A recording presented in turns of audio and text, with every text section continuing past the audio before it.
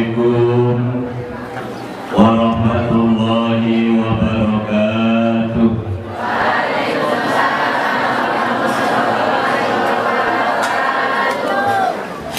Bapak-bapaknya biasa, ibunya semangat, bapaknya turun minum kaki dan gitu.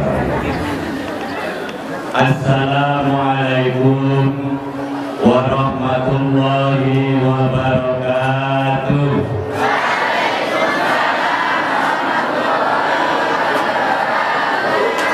Tenang, sesuai kali dugaan. Kalau di masjid ini anak disebut ramaju, gak diberikan budaya. Waduh, sekali ini Allah. Senang itu ibu,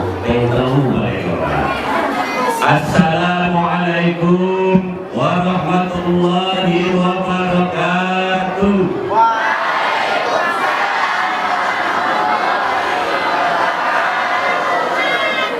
Bismillahirrahmanirrahim. Alhamdulillahilladzi asra bi'abdihi laylan minal masjidil haram ilal masjidil aqsa alladzi barakna hawlahu linuriyahu min ayatina.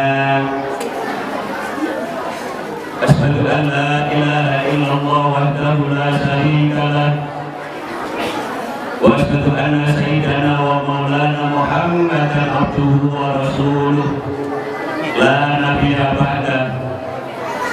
Assalatu wassalamu ala rasulillah bani abdillah wa ala alihi wa ashabihi wa mawalah. Qala Allah ta'ala fil Qur'anil azim, a'udzu billahi minasy syaithanir rajim. Bismillahirrahmanirrahim. Subhanalladzi asra bi'abdihi laylan minal masjidil haram ilal masjidil haram ilal masjidil aqsa alladzi barakna hawlahu linuriyahu min ayatina innahu huwas sami'ul basir.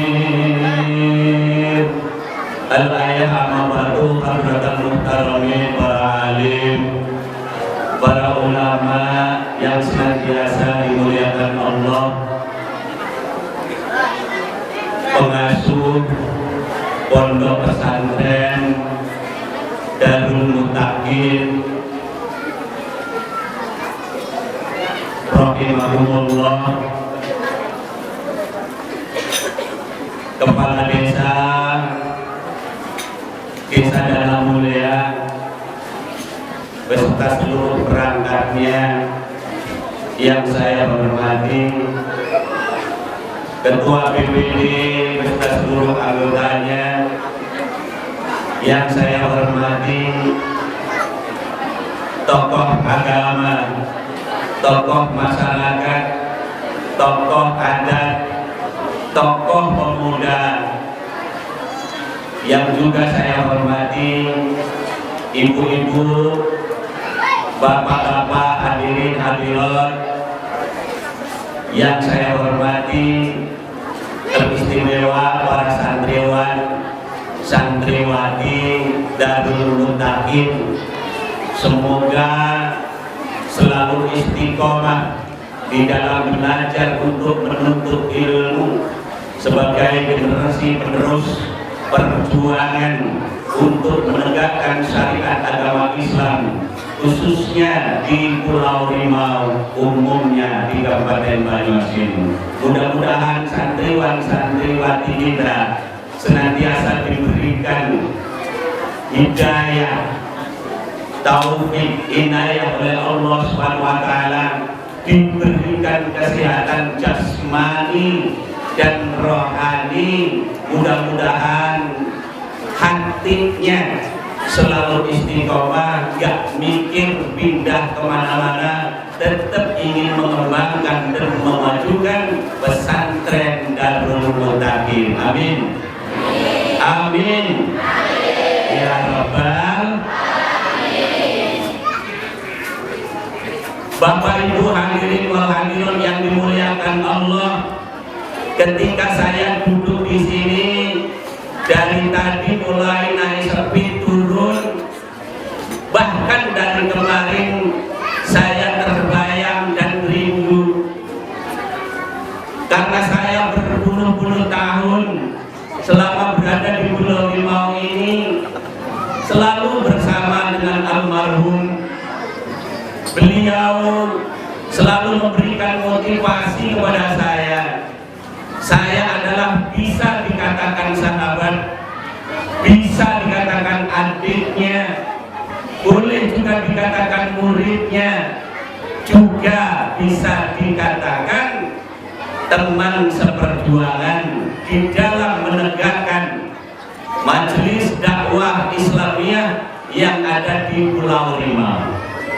Sejak tahun 90-an kami selalu bersama-sama atas bimbingan, arahan dari beliau almarhum, sehingga sampai sekarang terbayang bagaimana ketika saya bersama-sama beliau, bagaimana merencanakan membuat program bagaimana agama Islam, syiar Islam di Pulau Rimau ini dapat berjalan dengan baik tanpa tercampuri dengan hal-hal yang tidak diridhai oleh Allah Subhanahu wa taala. Kami berjuang terus dan berjuang terus sampai sekarang. Saya pun terus selalu berjuang bagaimana caranya Islam di Pulau Rimau ini semakin hari semakin berkualitas.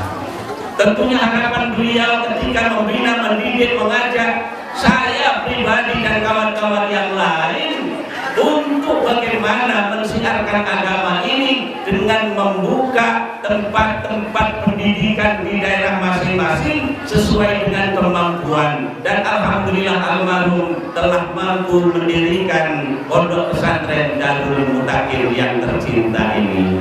Semoga atas perjuangannya, atas program yang beliau canangkan, yang beliau buat, ini benar-benar dapat menuju kepada keberhasilan, memiliki santriwan-santriwati yang dapat diandalkan. Maka para gus-gus sebagai putra-putri beliau mempunyai kewajiban mengembangkan, melanjutkan visi-misi daripada beliau. Semuanya kalau saya nilai ini sudah mulai terakomodir. Bagian politik Gus Walid sudah berjuang 2 periode, alhamdulillah belum diberikan kesempatan oleh Allah. Insya Allah di tahun yang akan datang Allah menetapkan bahwa beliau akan bisa duduk di legislatif sesuai dengan tujuan daripada almarhum. Amin. Amin. Ya Rabbal. Saya tidak kampanye, tapi masyarakat yang hadir di sini kira-kira setuju nggak kalau Gus Walid ini naik lagi? Setuju, lebih dari setuju. Mudah-mudahan sukses. Amin. Amin. Ya Rabbal. Di bidang pendidikan, putra-putrinya sudah terjun di bidang pendidikan baik umum maupun agama. Anak saya Ahmad Jailani yang lama bilang gak pernah ketemu, baru tadi saya ketemu. Beliau juga sebagai penerus perjuangan di bidang pendidikan. Putrinya juga memperjuangkan di bidang pendidikan. Anak menantunya juga sama, semuanya berjuang. Yang khusus di bidang agama ada Gus Rogi, ada Gus Rogi, dan masih ada khusus yang lain yang semuanya menjalankan visi-visi dari beliau. Semoga apa yang menjadi cita-cita, apa yang menjadi keinginan yang sudah dirintis dan diperjuangkan oleh beliau dapat dilangsungkan sehingga generasi-generasi yang akan datang mendapatkan generasi yang benar-benar berkualitas. Amin. Saya mendengar insya Allah dalam waktu dekat akan datang pendidik yang baru yang hafiz Quran yang akan didatangkan dari Demak. Mudah-mudahan beliau dalam keadaan sehat segera sampai di Darul Mutakin, dapat memberikan pendidikan khusus tahfizul Quran kepada santriwan santriwati di Darul Mutakin. Amin. Inilah harapan. Jadi beliau sering memberikan motivasi kepada saya. Kalau bahasa beliau yang saya nggak pernah lupa, Dek, manggil saya Dek. Karena saking akrabnya saya dianggap adik. Kita mempunyai misi yang sama. Kita jangan menyerah dengan keadaan. Apapun tantangannya, mari kita perjuangkan bersama-sama. Bahkan keberanian beliau pernah saya saksikan sendiri ketika beliau berada di Sumber Rezeki sebelum berdomisili di Tanah Mulia. Ketika itu kepala desanya adalah Bapak Sembada. Kebetulan camatnya itu orang beragama Hindu. Pada saat itu melarang kegiatan MTI ini dijalankan. Beliau langsung dengan, ya waktu itu masih muda, waktu itu emosinya masih tinggi. Dengan rasa tidak senang sambutan dari Bapak Camat pada saat itu, beliau menjawab, siapapun yang akan menghalangi, siapapun yang akan merintangi perjuangan kami, langkai mayatku. Beliau berkata, saya masih ingat betul, kami adalah binaannya. Saya juga adalah ketua-ketua MDI dari desa-desa. Almarhum adalah ketua MDI di tingkat kecamatan. Motivasinya luar biasa, keberaniannya yang luar biasa yang terus kami ingat. Tidak ada rasa gentar, siapapun yang akan merintangi, siapapun yang akan menghalangi perjuangan kami, siap kami mati terlebih dahulu. Langkai mayat saya.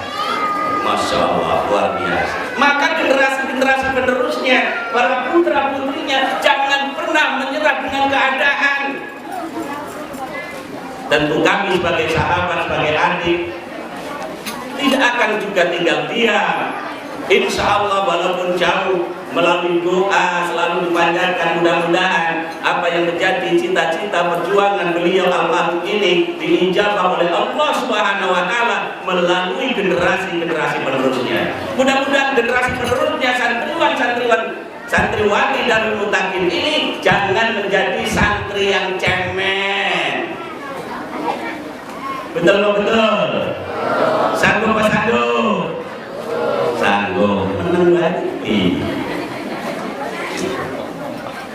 Jadi para pendahulu kalian ini merintisnya almarhum ini luar biasa. Tantangannya, rintangannya di dalam mau menegakkan syariat agama Islam ini bukan berarti tidak ada tantangan, ada tantangannya. Jadi tidak pernah menyerah dengan keadaan. Mudah-mudahan apa yang menjadi keinginan cita-cita beliau dikabulkan oleh Allah Subhanahu wa Ta'ala. Sholawat teristiring alam Allah, mudah-mudahan tetap atas pangkuan baginda Nabiyakum Muhammad Sallallahu Alaihi Wasallam kepada seluruh keluarganya, para sahabatnya, dunianya, dan umatnya hingga kelak di yaumil qiyamah. Amin, amin ya rabbal alamin. Hari ini kita sama-sama hadir di majlis yang mulia ini di pesantren Darul Mutakin dalam rangka peringatan Isra Mi'raj. Alhamdulillah,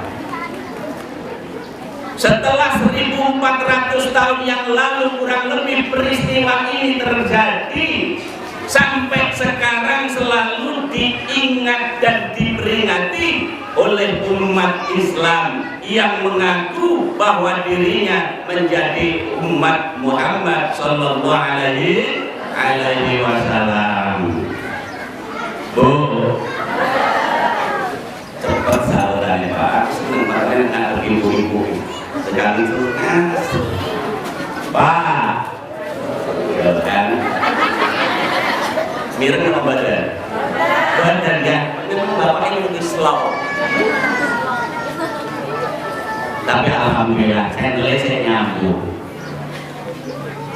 walaupun jeda waktu yang cukup lama kurang lebih 1400 tahun yang lalu peristiwa Isra Mi'raj Nabi Sallallahu Alaihi Wasallam itu sampai sekarang masih dikenang, diperingati, bahkan mungkin ibu-ibu laki-laki mengandung anak yang ada di dalam kandungan ikut mendengarkan dan termotivasi insya Allah nanti lahir menjadi putra yang soleh ataupun putri yang solehah yang selalu ingat akan peristiwa bersejarah yang dijalani oleh beliau Rasulullah Sallallahu Alaihi Wasallam.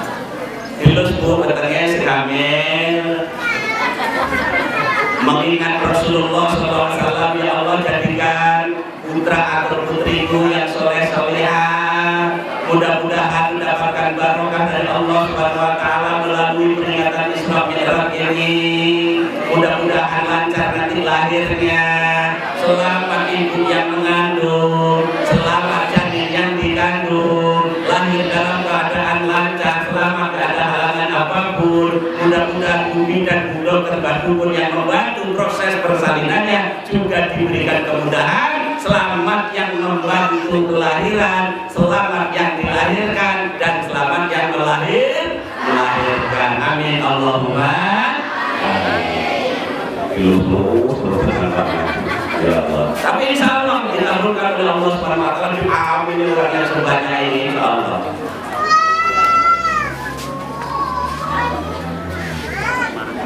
Peristiwa Isra Mi'raj itu sudah diabadikan oleh Allah di dalam surat Al-Isra ayat 1. Bismillahirrahmanirrahim. Subhanalladzi asra bi'abdihi lailan minal masjidil haram ilal masjidil aqsa. Maha suci Allah yang telah memperjalankan hambanya yang bernama Muhammad Sallallahu Alaihi Wasallam. Ini tahu, nek disebut Muhammad Husaimah nggak perlu Sallallahu Alaihi Wasallam. Ini kan peristiwa Kanjeng Nabi, yang disebut adalah Kanjeng Nabi Muhammad Sallallahu Alaihi Wasallam. Sampai sholawat semisal Kanjeng Nabi sholawat ping 10.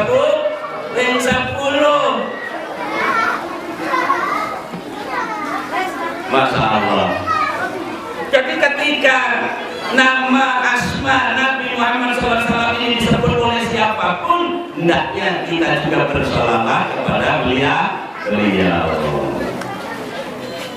Apa yang menginspirasi, apa yang menjadi penyebab kenapa Nabi di-Isra dan di-Mi'rajkan oleh Allah Subhanahu wa Ta'ala? Karena bukan Isra Mi'raj sendiri, melainkan diisrakan, diperjalankan. Orang laku karpe dewe, nek laku karpe dewe, iku ora bakal tekan gen. Kenapa dibilang seperti itu? Karena perjalanan Isra-nya saja yang dari Masjidil Haram ke Masjidil Aqsa ini secara normal pada waktu itu dengan kendaraan yang tercanggih dan terhebat, yaitu unta. Urung enek pesawat, boro-boro pesawat, roda 4 bus, truk dan sebagainya belum ada. Kalau melakukan perjalanan normal 40 hari 40 malam dari Makkah ke Palestina, Masya Allah, perjalanan yang luar biasa. Apa apa yang menjadi penyebab Allah itu mengangkat Nabi, memperjalankan Nabi, mengisra dan memi'rajkan Nabi Muhammad sallallahu alaihi wasallam? Apa Bu penyebabnya kira-kira?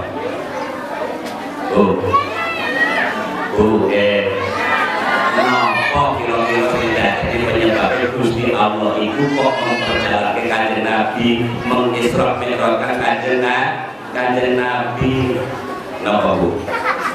Ada beberapa hal, ada satu kisah saya pernah baca di Riyadhus Shalihin bahwa penyebab salah satu di antaranya Nabi diisra mi'rajkan itu adanya perselisihan antara langit dengan bumi. Kok bisa langit dengan bumi berselisih? Padu nek cara wong lodone. Ngerti padu Bu? Ngertos. Ngertos nek padu. Lah kok iso langit karo bumi iki bertengkar padu? Juga bisa menjadikan penyebab diisra mi'rajkan Nabi Muhammad sallallahu alaihi ibu-ibu yang biasa bergabung di hadroh, di qasidah, samroan, rebanahan, biasanya nyanyi. Gue nyanyi sareng-sareng kali itu loh. Kulo sing mulai sampai sing terus nih.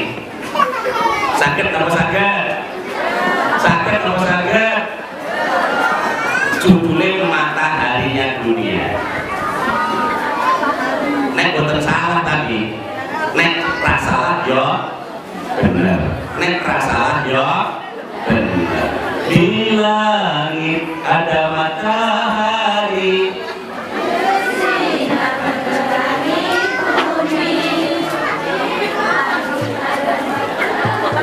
Lanjut. Menerangi bumi cahayanya yang tak menembus kegelapan, menerangi seluruh alam. Itu yang dipamerkan oleh langit, bahwa langit ada matahari yang sanggup menerangi bumi jagat raya ini dengan terang benderang. Hari ini walaupun listriknya mati tetap terang atas apa? Cahaya matahari begitu hebatnya mampu menerangi jagat raya, terlebih yang menciptakan matahari ya Allah yang maha hebat. Matahari hebat itu karena diciptakan oleh yang maha hebat. Kalau nggak dibuat, nggak dicipta oleh yang maha hebat, nggak ada matahari, karena kita tidak sanggup membuat matahari. Makanya langit sombong dengan ungkapan langit yang begitu gagah, berani, seolah dia paling hebat. Bumi pun menjawab. Monggo dijawab. Di bumi ada para nabi,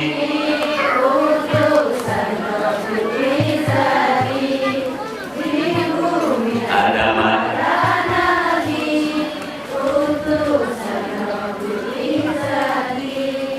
membawa kebenaran.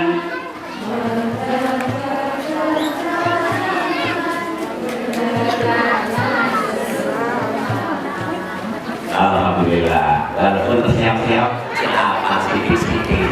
Kita sudah manggung kita ini. Wah, aku berarti judulnya langsung terus makanya tak kalau terus itu salah satu bagaimana Nabi diisra mi'rajkan.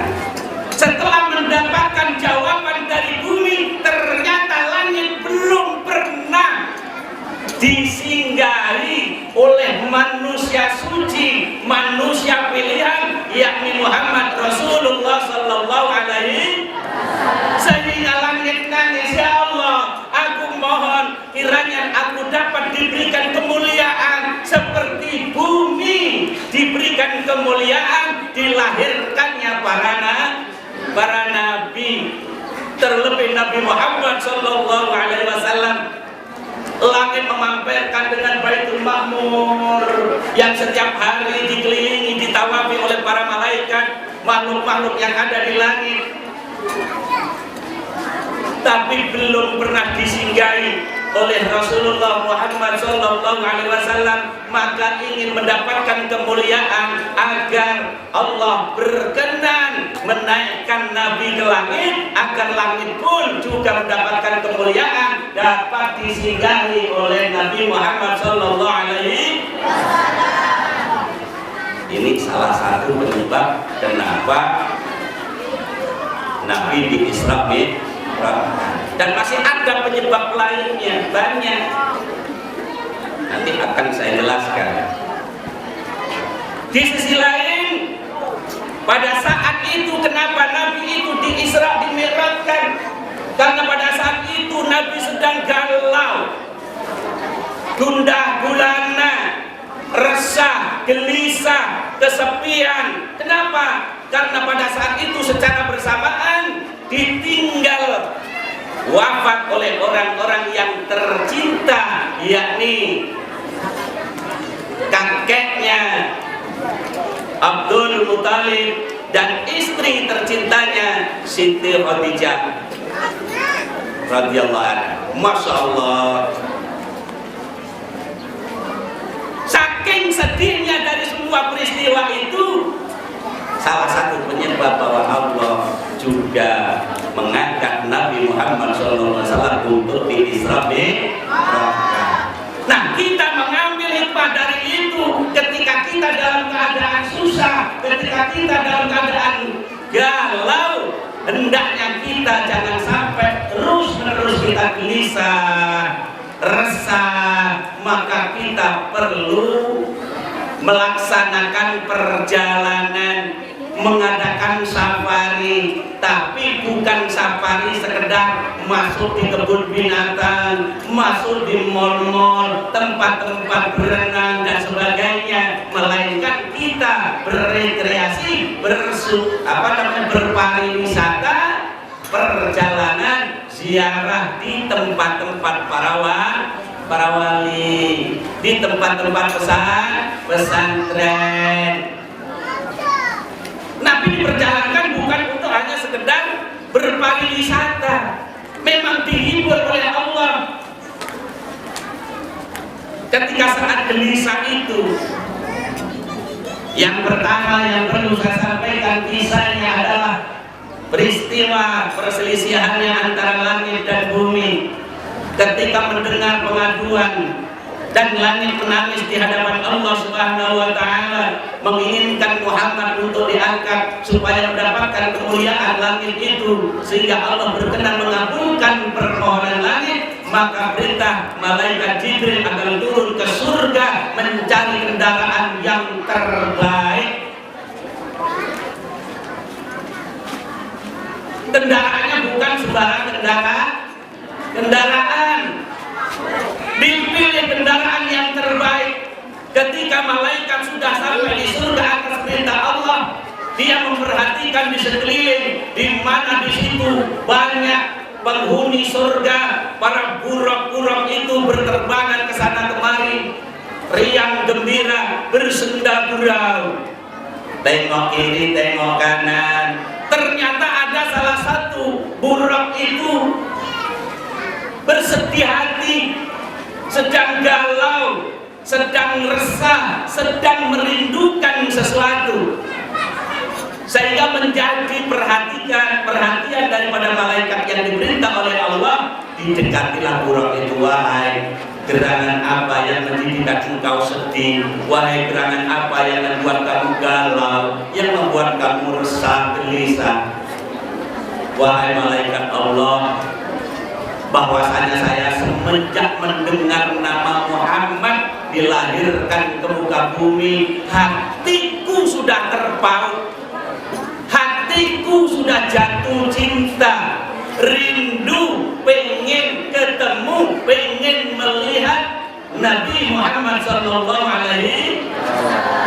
Jadi orang yang senang-senang sana kemari, terbang sana terbang sini, ternyata ada satu makhluk yang merindukan Muhammad sehingga dipilih oleh malaikat. Oh, yang orang kamu kasih yang bernama Muhammad, bersiaplah, berdandanlah, bersoleklah yang secantik mungkin, yang sebagus mungkin. pakailah pakaian terindah yang ada di dalam surga.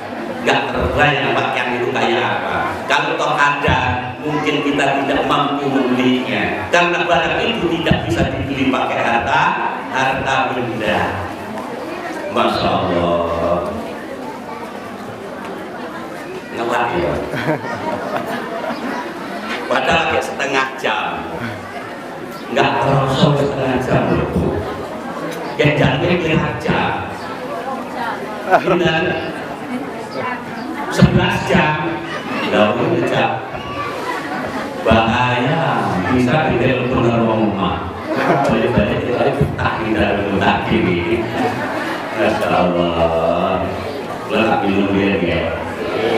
Jadi nanti panitia menyiapkan macam-macam minuman. Cap kaki 3 rasa jeruk. Tidak saya wadah. Menswe, satu kaleng bisa memberikan semangat, meningkatkan imun minimal setengah jam. Berarti setengah jam, jam setengah, tambah jam, roh jam ini target. Untuk kuat. Amin. Tolong minum dia guys. Bismillahirrahmanirrahim. Sampai kita terima.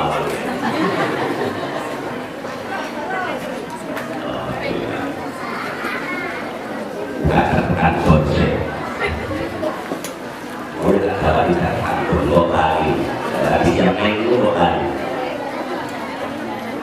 Bahwasanya malaikat yang diutus oleh Allah sudah menemukan calon kendaraan yang akan dipakai di dalam perjalanan Isra Mi'rajnya kanjeng Nabi Muhammad SAW. Dan dano sing cakep, pakailah wangian yang tidak ada di dunia, minyak wangi yang terbaik, pakaian yang terbaik, semuanya yang terbaik untuk orang, untuk manusia yang terbaik di dunia. Nggak ada yang melebihi kebaikannya dari Nabi Muhammad SAW. Kanjeng Nabi niku nggih manungsa biasa. Muhammadun basar ulakal basari, Muhammadun basar ulakal basari, balhu kal yakun fi bainal hajari, balhu kal yakun fi bainal hajari. Kanjeng Nabi Muhammad iku manungsa, kanjeng Nabi Muhammad iku manungsa, nanging ora kaya lumrahe manungsa, nanging ora kaya lumrahe manungsa. Allahumma sholli ala Muhammad. Enek sing ra ngerti iki. Mudeng apa mudeng? Enek sing gak mudeng. Kanjeng Nabi Muhammad itu manusia, apa manusia? Nabi Muhammad itu adalah manusia, tapi tidak lumrahnya seperti kita. Maka Nabi diumpamakan sebagai batu yang sangat mulia, batu intan. Nabi seperti intan. Sampai gue intan sak jempol tangan ini sing cilik iki. Kira-kira nek diduitke dadi pira, Bu? Coba. Intan harganya di atas emas. Emas ini kira-kira pirang gram. Sampai ditukang nganggo emas kok ditakoni geleng-geleng. Nek masak mene iki kira-kira ana pirang gram? Wah, puluhan bahkan ratusan gram. Sak gramnya saiki pira, Bu Mas? Ora pernah tuku, ora duwe. Masya Allah, kok ilaran padha karo aku kaya. Oh, Mas ngono ora tuku. Lah ketemune napa? Mas Misrun. Oke. Jadi Nabi Muhammad itu walaupun sama seperti kita, makan, minum, tidur, beristri dan sebagainya, tapi beda dengan kita manusia biasa. Kalau kita paling-paling diumpamakan kayak batu oral, sakrak 5 kubik, regane mung piro? Pak, karena Pak ada sih paham. Nek oral iki nek sakrak 5 iki per kubike wis paham. Nek 750 1 kubik ping 5 kita nih. 40 ya kurang lebih itu. Nilainya baru 4 jutaan kurang lebih. 1 truk. Lah kalau umpamanya Intan ini 1 truk, 10.000 ini tidak cukup dari duit ini. Itulah kemuliaan Nabi Sallallahu Alaihi Wasallam, derajatnya yang tinggi, manusia yang mulia, manusia pilihan. Kayak kita semua, Nabi juga berkeringat kayak saya ini. Tapi nek keringat itu loh sampai cedek mesti muntah. Sebabnya punya apa-apa kecut. Keringatnya Nabi mengalahi minyak kasturi, baunya harum. Masya Allah luar biasa. Inilah manusia yang dipilih oleh Allah, yang bersih tanpa noda dan dosa sedikit pun. Sekecil apapun Nabi tidak pernah melakukan kesalahan. Toh seandainya Nabi melakukan kesalahan, sudah diampuni oleh Allah Subhanahu wa Ta'ala. Ya Allah, jadi kalau kita ingin sama seperti Nabi, nggak bakal ketemu. Tapi paling tidak bagaimana supaya kita bisa diaku menjadi umat Nabi, kita bisa dicintai oleh Nabi Sallallahu Alaihi Wasallam. Maka dari itu, untuk kita dapat dicintai, disayangi, dikasihi, dan mendapatkan syafaat dari Rasulullah Sallallahu Alaihi Wasallam, kita harus mendekatkan diri kepada beliau dengan banyak-banyak membaca salawat. Salatullah salamullah ala taha rasulillah rasulillah. Salatullah salamullah ala yasin habibillah. Salatullah salamullah ala yasin habibillah. Pak, kepanjangan, aku nggak hafal. Salawatnya sing rada pendek. Sallallahu ala Muhammad, sallallahu ala Muhammad, sallallahu ala Muhammad, sallallahu ala Muhammad. Bisa kan? Pengen dakwah yang kena, cendak yang bisa. Semuanya itu adalah salawat. Dan apabila kita kumandangkan, terus kita amalkan, kita dawamkan, kita selalu berzikir, membaca salawat, insya Allah disitulah kecintaan kita kepada beliau. Ketika kita terus menunjukkan rasa cinta kita kepadanya, maka Nabi Sallallahu Alaihi Wasallam juga akan mencintai kita, bersalawat kepada kita, dan insya Allah diaku menjadi umatnya nanti di yaumil qiyamah. Insya Allah akan mendapatkan syafaat dari Rasulullah Muhammad Sallallahu Alaihi Wasallam. Sesudah buruk kendaraan yang terpilih sudah dihias dengan hiasan yang luar biasa, maka diajaklah keluar dari surga menuju ke dunia untuk menjemput Nabi Muhammad Sallallahu Alaihi Wasallam. Kalau di dalam perjalanannya, Subhanalladzi asra bi'abdihi lailan, maka Allah memperjalankan hambanya yang bernama Muhammad lailan, hanya sebagian daripada waktu malam itu, tidak seluruh malam, melainkan sebagian. Perjalanannya luar biasa jauhnya. Tadi sudah saya sampaikan, kalau ditempuh dengan unta dari Masjidil Haram ke Masjidil Aqsa memakan waktu 40 hari.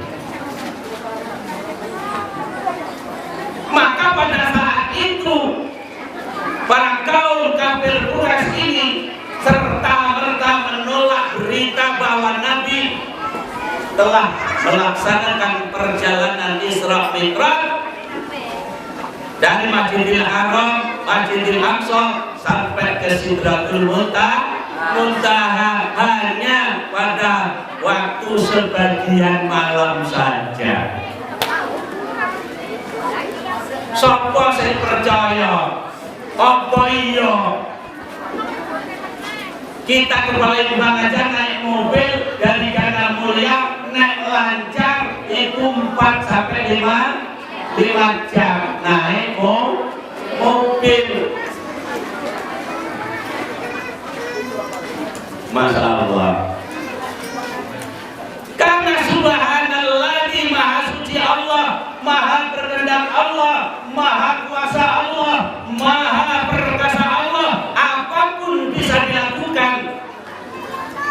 Tidak ada yang mustahil bagi Allah untuk tidak dapat dilakukan. Kalau Allah sudah berkehendak, apapun akan terjadi, termasuk perjalanan Isra Mi'rajnya, karena Nabi ini diperjalankan, bukan berjalan sendiri. Kayak tadi saya dijemput oleh Gus Topik, pakai sepit 5 menit sudah sampai. Mungkin kebetulan ada semut yang masuk di kantongnya Gus Topik. Cerita, aku mau tekan Majatra lu. Mosok temen jam pira mangkat, iki mau 5 menit, mosok 5 menit kok iso merangkak tekan Majatra. Bohong. Kira-kira nek semut niku wong jemput kula menika teng Budi Asih. Mpun teko Budi Asih dereng kira-kira. Perjalanane semut niku wau. Nek semut niku wau mlaku dhewe. Tapi karena nunut ikut perjalanan Gus Topik naik serpit 5 menit tembus. Jadi iso cerita karo kanca-kancane. Ya kancane mesti ra percaya, kok bohong besar. Lah mau kowe mlaku kok kene kok pasar mulai sampai sore lu tekan. Apa maneh tekan Budi Asih, tapi karena ikut di dalam perjalanannya maka ia bisa sampai. Lah Nabi Muhammad kan terima bersih, gak mau tahu, yang penting sampai dengan tujuan. Walhasil kurang yang sudah dipersiapkan dibawa menemui Muhammad Sallallahu Alaihi Wasallam, dan Nabi Muhammad diajak oleh malaikat Jibril untuk memenuhi panggilan Allah naik ke Sidratul Muntaha. Untuk apa? Kira-kira Nabi itu diperjalankan di dalam Isra Mi'raj. Kira-kira untuk apa, Bu? Sekelingan apa badan? Kisah ini sudah setiap tahun disampaikan oleh para dai-dai. Setiap peringatan selalu dibawa tujuan daripada beliau itu diangkat oleh Allah dalam perjalanan Isra Mi'raj. Kira-kira tujuannya apa, Pak? Pak lah tuh lah aku sampai keringetan kaya ngene malah ditinggal turu. Aduh ya Allah, balik dengan aku. Iya, aja sampai kurang lah itu sudah sejam lho. Ora suwe kok sejam meneh iki. Oh, jalannya 6 jam jadi ya ulur-ulur ya bisa. Oh, nek saya fokus langsung balik tutup. Tujuannya corona balik tekan gini guys, balik kita. Dan Allah memperjalankan Nabi Muhammad SAW bukan tidak ada tujuan. Salah satu dari tujuannya linuriyahu min ayatina.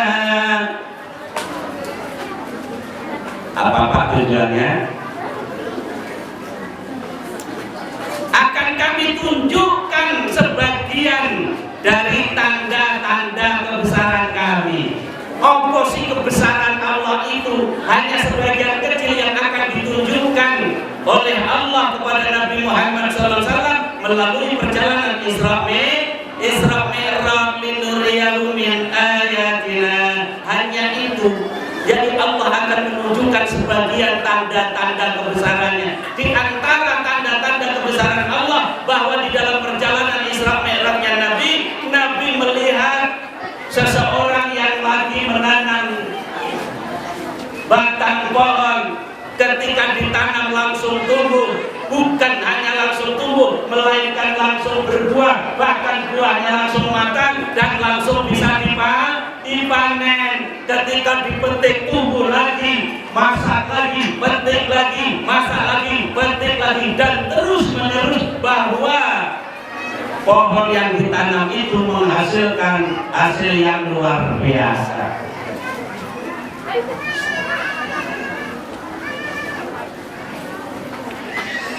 Heran kanjeng Nabi Muhammad Sallallahu Alaihi Wasallam, ya Jibril, siapa itu? Itu adalah umatmu yang gemar bersadaq, beramal jari, selalu berinfak. Sudahkah sampean semua berinfak? Sampun dereng. Sudahkah bersedekah jariah? Kok sepi? Jawab sing lantang to, Bu. Sampun napa dereng? Enek sing dereng, enek sing sampun. Memang panitia pekerjaan ngomong keringetan ya tidak ini pas. Bukan aku berharap. Masya Allah. Sudahkah Anda ikut andil di dalam pembangunan pondok pesantren Darul Muttaqin? Sampun dereng. Sithik sing pun sampun. Sampean kepengin mendapatkan pahala yang tidak akan pernah habis-habis? Sampean pengen apa boten? Pengen. Sampean pengen panen? Sampean pun nandur napa dereng? Nandur napa? Baik, tinggal tanduran nih. Lah kalau kita kepingin punya panenan yang harus nanam, kalau pengen merasakan buah nanas, ya kudu nandur nanas. Kita pengen makan nasi liwet yang puket, yang enak, ya harus nanam padi. Bibitnya juga yang harus yang bagus supaya hasilnya bagus. Nih, Bu, Nabi Sallallahu Alaihi Wasallam bersabda, "Idza mata ibnu Adam inqata amaluhu min salasin." Ketika anak Adam itu mati, maka akan putus semua amalnya kecuali 3 hal. Nomor 1 apa?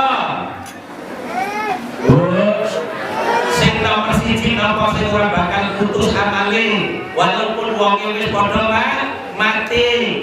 Soalnya di hadis Kanjeng Nabi, ketika menungso ibu wis mati, pokok putus kabeh amale kecuali mung 3 perkara. 3 perkara iki sing nomor 1 apa? Sedekah jariyah, sedekatin jariyatin. Sedekah jariyah sing amale ora pernah bakal putus. Nek sampean Darul Muttaqin bangun kanggo tempat nginepe para santri, umpamane nyumbang rongsak semen rongsak niku regane pinten? Nek tengen kula mriku 140 sebabnya sak-sake 70 70. Nek ten mriki mungkin swidak, nek rongsak berarti 120. Abot napa abot? Abot napa abot? Abot ya. Masya Allah. Sampai sedina penghasilannya pinter Pak. Oh Pak, sampai nek kerja sedina hasilnya pinter. 1.000. Kayaknya kok lebih. Nek kula sing itu lebih. Tonggo kula niku kagaweane serabutan. Ya kadang brondol, kadang ya blondodos. Nek wong punya sithik ae ora sing dodos. Kok ngeten to? Napa ngegrek? Padha mawon. Lah wong ngegrek niku diupahi 200 sedina boten purun. Berarti hasilnya wis ketok moto 100 lebih. Lalu umpamanya sampai isi 1/40% soal penghasilannya sampean 100.000 itu nek 1/40 mau 2.000 setengah. Umpamanya sampean duwe hasil 100.000 Bu, dikurangi 2.000 setengah dadane melarat napa mboten? Umpama digawe tuku panganan dikurangi 2.000 setengah apa dadane keluwen sampean? Mboten kaya. Sing pakai abot napane? Napa? Yang membuat kita berat, yang membuat abot, yang membuat eman-eman. Karena apa? Di situ ada kandungan pahala yang sangat besar. Sedekah jariah yang amalnya tidak pernah putus. Seandainya Allah menunjukkan bahwa kamu sedekah jariah ini amalnya seperti ini loh, kelihatan, maka tiap hari berbondong-bondong orang akan bersedekah. Karena sudah melihat calon penggantinya, pahalanya. Di saat pahala itu besar, godaannya pun juga ikut. Paman kita, paman iblis tidak pernah senang, nggak pernah suka kalau kita mengizinkan sebagian rezeki kita untuk pembangunan. Ini yang harus diperangi. Jangan kita ketempelan sifat pelit, jangan kita ketempelan sifat bakhil, alias cetil, alias medit. Kalau bahasa pelit apa itu Pak? Pelit ya? Kikir, ini umum.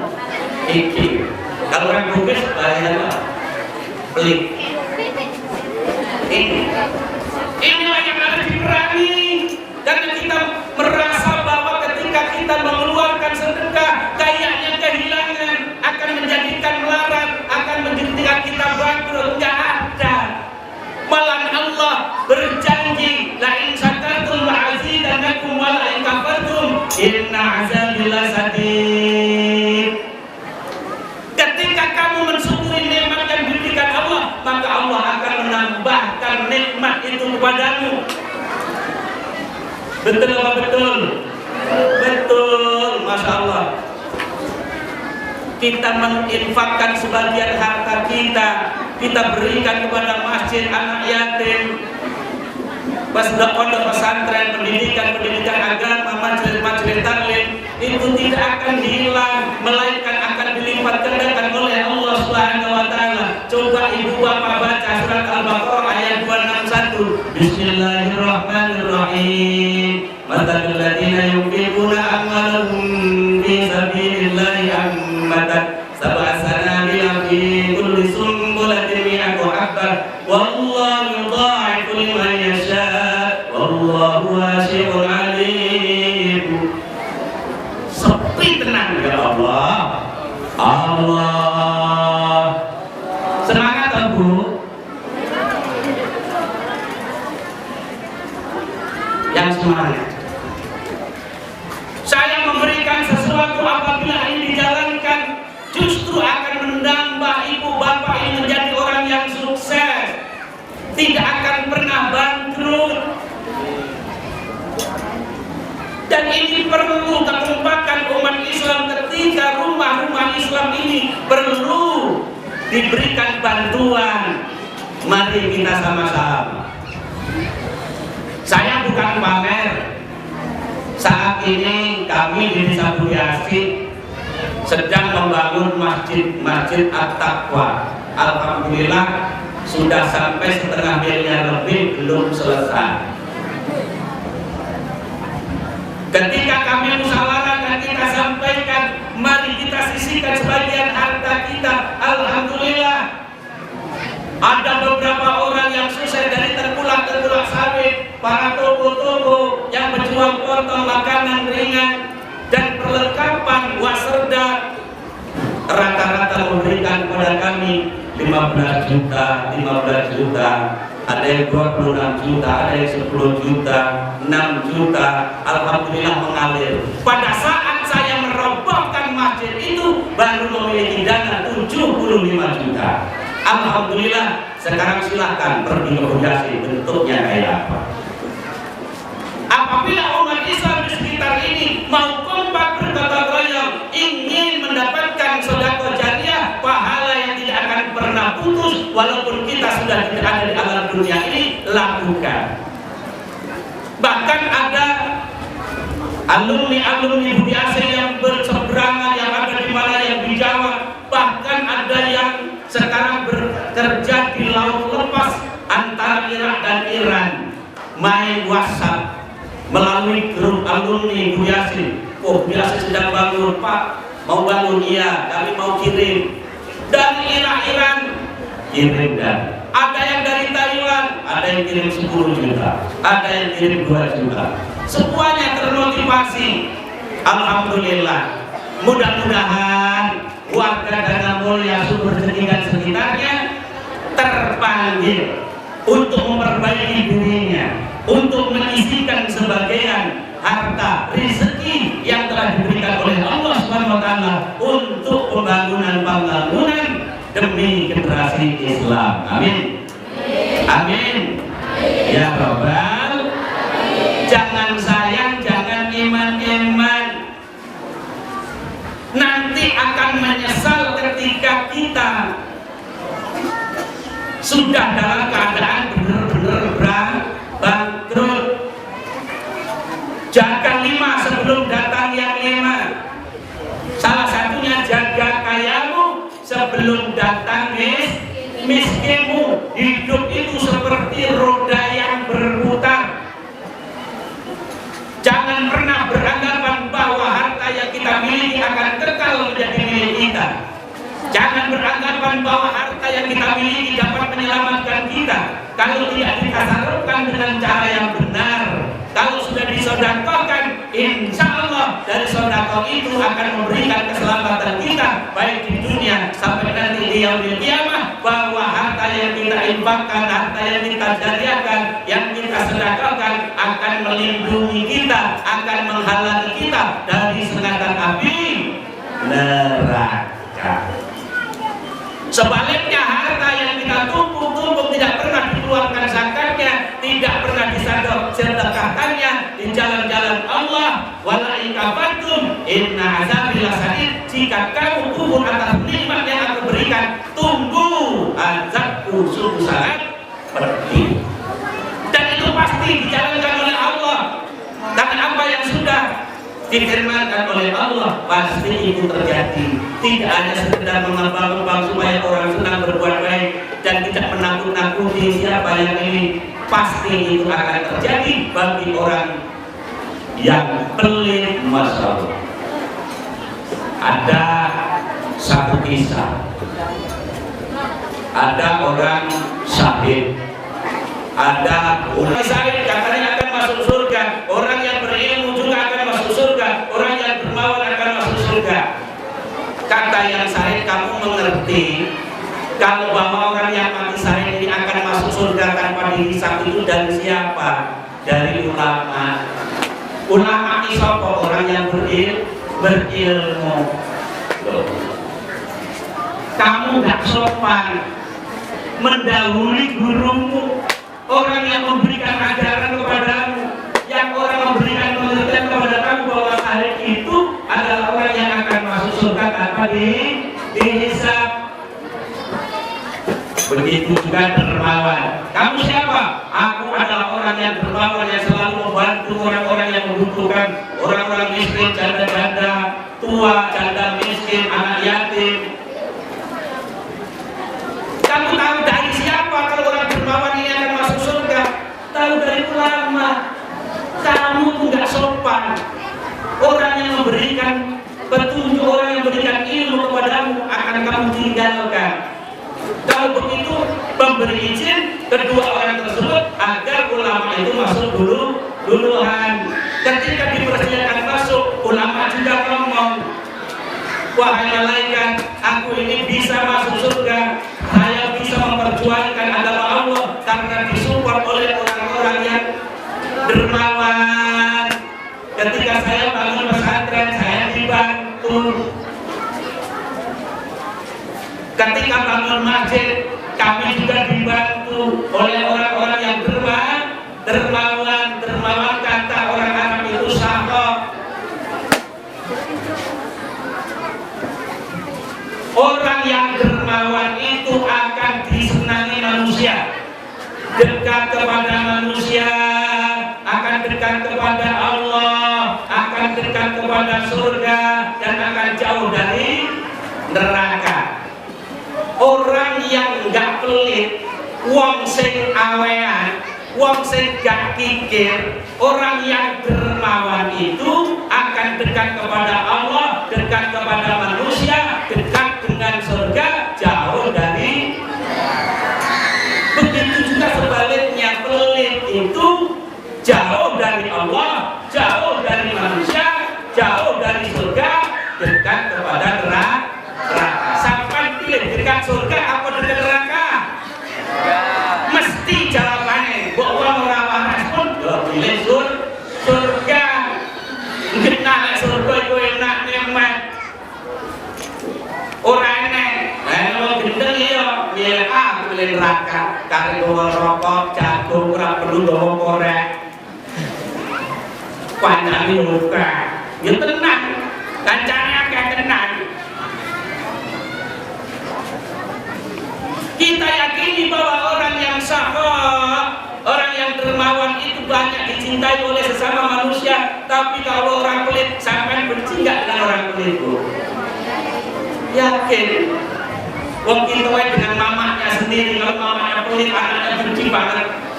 Mamanya pelit, minta duit untuk apa? Ongkos naik ojek saja nggak dikasih. Tidak ada orang yang suka kepada orang yang pelit. Orang pelit pun tidak suka dengan yang ongkos naik ojek saja nggak dikasih. Tidak ada orang yang suka kepada orang yang pelit. Orang pelit pun tidak suka dengan yang pelit. Orang pelit tidak senang. Tetap suka kepada orang yang sabar, yang dermawan, yang dermawan. Itulah yang diperlihatkan oleh Allah di dalam perjalanan Isra Mi'rajnya Nabi Muhammad SAW. Ada orang yang menanam, tumbuh, berbuah, panen terus tidak akan ada habis-habisnya. Ketika orang itu memang menjadi orang yang dermawan, yang panennya baru jangan lupa zakatnya, yang belum sampai nisab jangan lupa sedekahnya. As-shadaqatu tanfa'ul bala, sedekah itu dapat menjauhkan diri kita dari bala, menjauhkan dari musibah, menjauhkan dari penyakit. Masya Allah. Jadi jaga kayamu sebelum datang miskin. Karena orang rata-rata menyesal ketika sudah tidak punya apa-apa. Ya, dulu aku punya kenapa ya? Aku tidak mau bantu. Sekarang sudah miskin, pengen cita-citanya luar biasa. Nanti kalau saya sukses, tanaman saya sawit yang 10 hektar kalau panen, saya akan bagikan 1 1/40%-nya atau 2,5% dari hasil ini akan saya zakatkan ketika belum pas saat panen tiba. Wih, luar biasa. Saat rotasi 1 hektar 2 ton, 1 bulan 4 ton. Sekarang harganya hampir mencapai 2.000. Kalau 4 ton kali 2 sudah 8 juta. Satu hektar. Lah kalau 10 hektar 80. Terus apa iya yang 2,5 ini akan dikeluarkan pada saat panen ketok duite eman-eman, bener-bener waktu sampai mana sorban keliling Pak, sampai dompetnya diakusan orang enek ketanya betul, enek 20-an betul, enek puluhan enggak, ada 5.000-annya enggak, ada 2.000-annya enggak. Ketika sorban keliling sing sampean piye duit komplit mau milih sing ndi? Sing abang, sing biru, sing ijo. Apa sing gambarnya sing tuwa pedang? Rp1.000. Pilih. Loh, di saat kita mengeluarkan padahal teko wis niat, aku kok nek sorban keliling arep ketokne sing Soekarno Hatta. Pas tekan kene selawat dimulai orang metu. Kita pintir didorong di sekolah itu.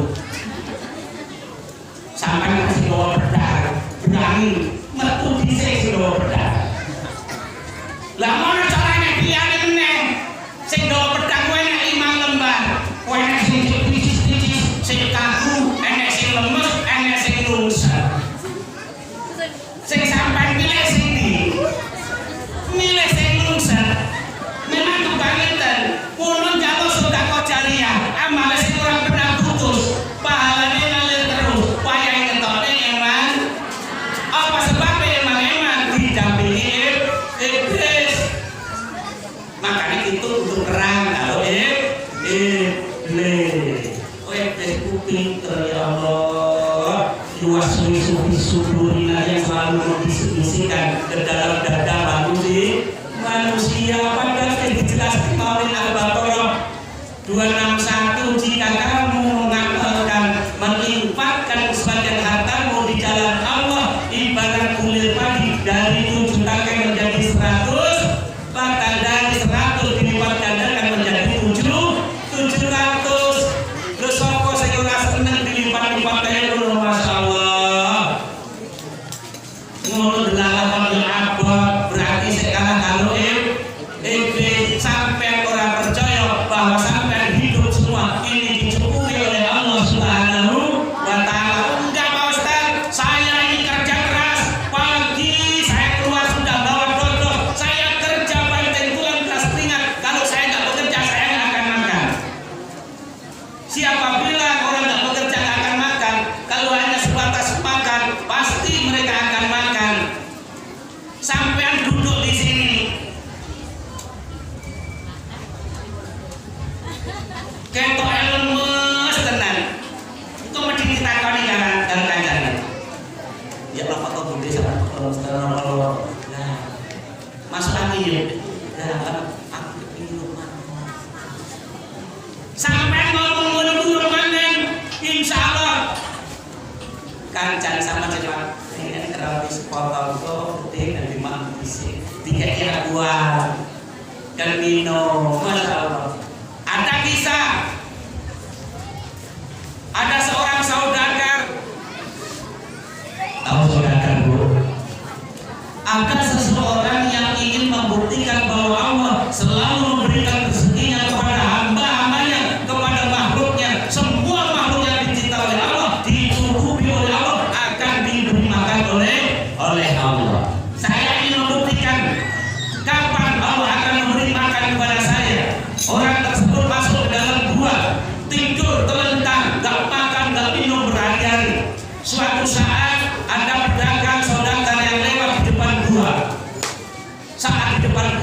hujan deras, hujan yang sangat lebat, sehingga sedangkan ini berterjun masuk ke dalam gua. Didapatinya orang yang sedang berbaring lemas, seolah orang ini sudah meninggal dunia. Berbincang sama kawan, wahai kawan, kayaknya ada orang ini yang butuh pertolongan. Dilihat, oh nafasnya masih ada denyut nadinya. Berarti orang ini masih hidup. Sengaja orang ini ngetes bagaimana Allah akan memberikan dia makan, nyumput di dalam gua biar nggak ketahuan orang. Ya Allah, mau nyumput kemanapun tahu, tidak akan tidak tahu, pasti tahu. Maka mengirim orang, sedangkan lewat depan itu, ketika lewat supaya orang itu tidak langsung terus jalan, diberinya turun hujan. Ketika hujan orang masuk, ketika masuk melihat, ketika melihat orang yang sudah nafasnya kempis antara mau hidup dan mati, maka orang tergerak hatinya ingin menolong, ingin memberikan makanan. Ketika mau dikasih air, ia menolak, merapatkan giginya, mulutnya ditutup karena kepingin Allah langsung yang menyuapinya. Walhasil dipaksa oleh sedangkan itu dicangak, dibuka mulutnya, dimasuki dengan minuman. Walhasil ini orang selamat. Ternyata Allah telah mengutus, telah mengirim orang untuk memberikan makan demi kelangsungan hidupnya. Luar biasa. Kalau sampai yakin kepada Allah bahwa Allah Maha Kaya, insya Allah sampai akan dicukupi kebutuhannya. Tapi kalau sampai bersuuzon kepada Allah, menganggap Allah ini larang, ya kalian semuanya akan jadi larang. Mari kita biasakan mengeluarkan sedekah. Jika memang kita ingin mendapatkan amal pahala yang mengalir terus, tidak pernah putus. Selanjutnya di dalam perjalanan Isra Mi'raj Nabi Muhammad SAW,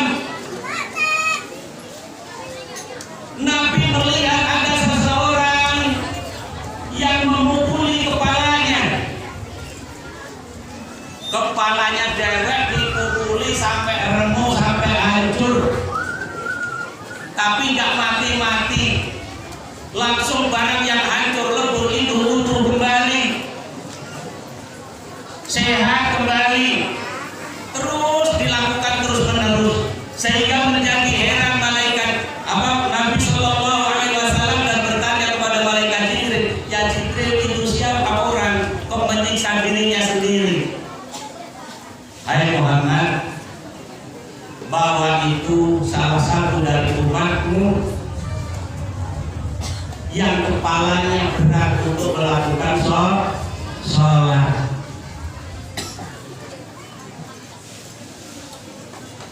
Minum lagi Bu ya, harus setengah jam lebih.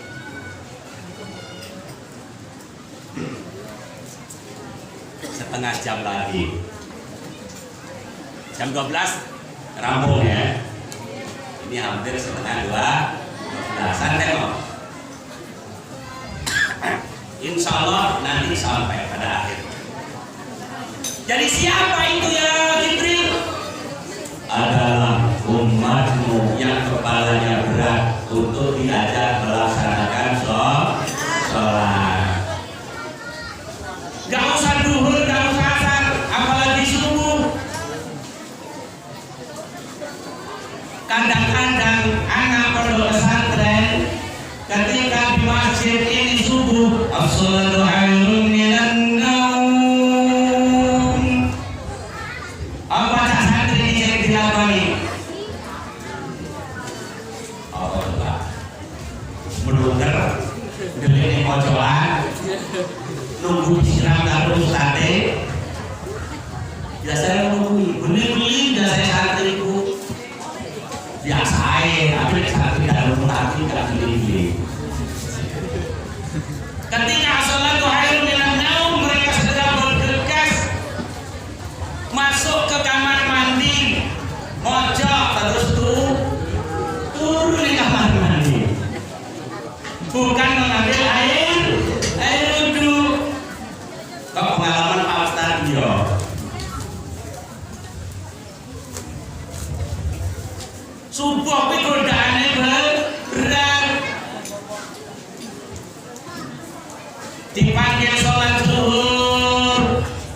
'alas shalah,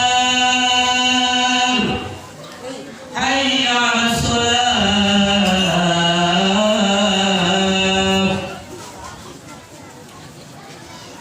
Apa yang terjadi?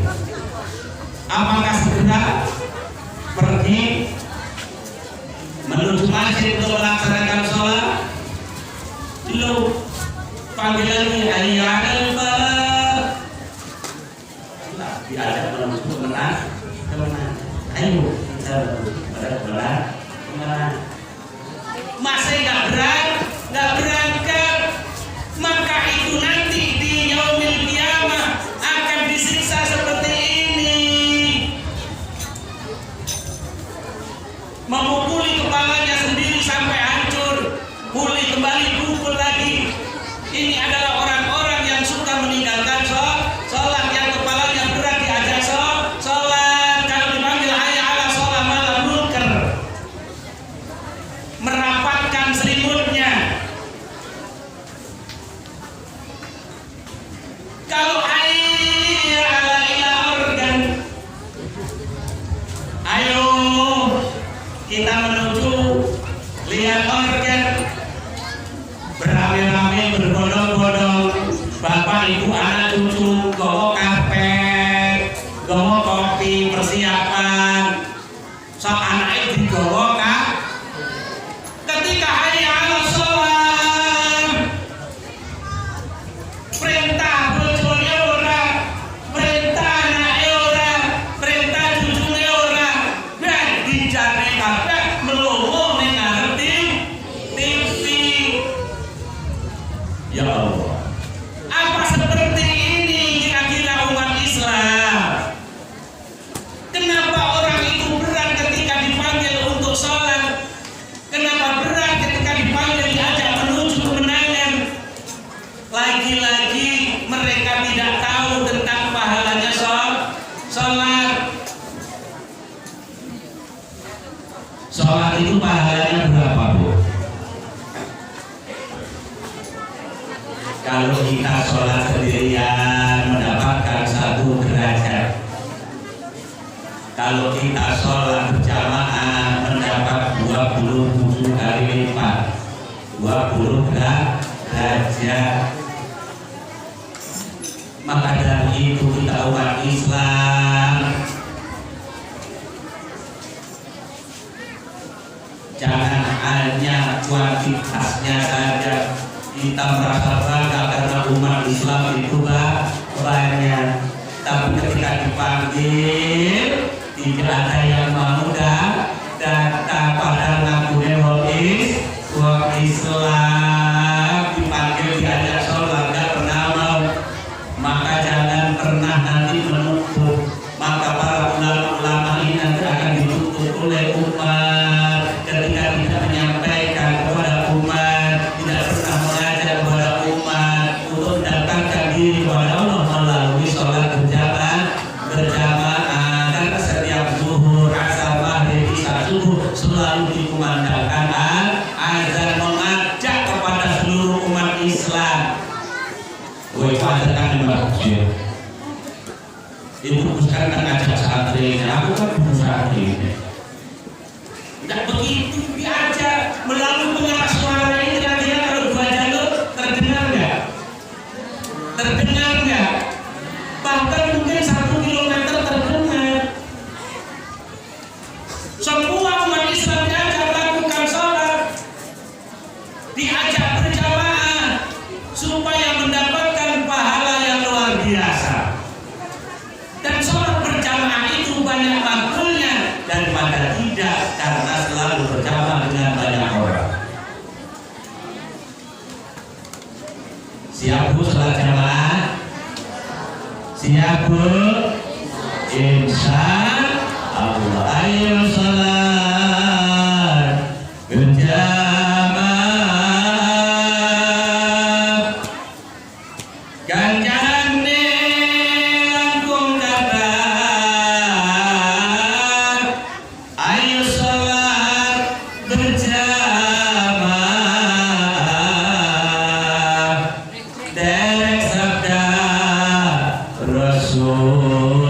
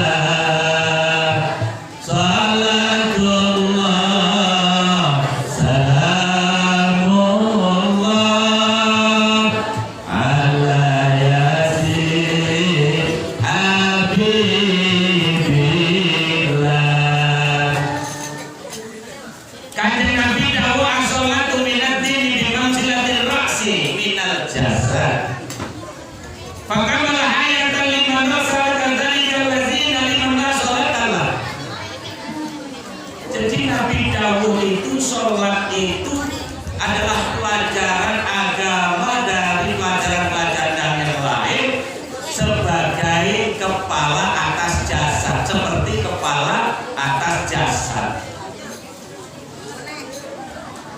Menungso rata-rata duweni kepala, nggih napa nggih? Sampeyan duwe sirah mboten? Amalan-amalan agama itu kepalanya adalah sholat. Sholat itu adalah kewajiban yang nggak bisa ditawar. Gimana Bu, Pak? Nggak bisa ditawar. Nggak bisa ditawar-tawar lagi. Beda dengan ibadah-ibadah yang lain. Zakat hanya diperuntukkan bagi orang-orang yang mampu.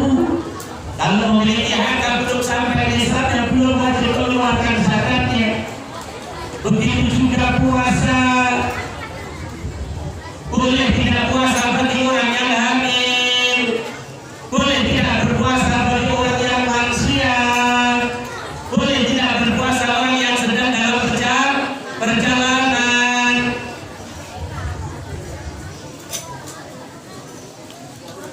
Boleh orang yang sedang di dalam perjalanan tidak puasa.